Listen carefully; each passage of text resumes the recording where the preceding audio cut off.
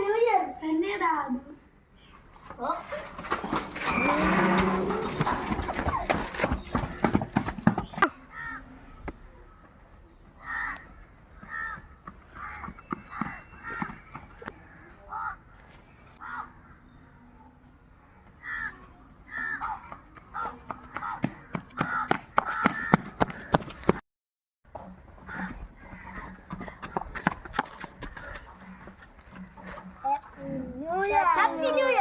ഇന്ന് പുതുവർഷമായതുകൊണ്ട് അവർ അടിക്കൊന്നും പോയില്ല, അവർ ഫ്രണ്ട്സ് ആയിട്ടുണ്ട്.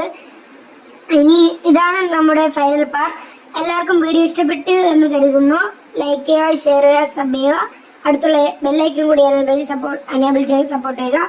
അപ്പോൾ എല്ലാവർക്കും ബൈ.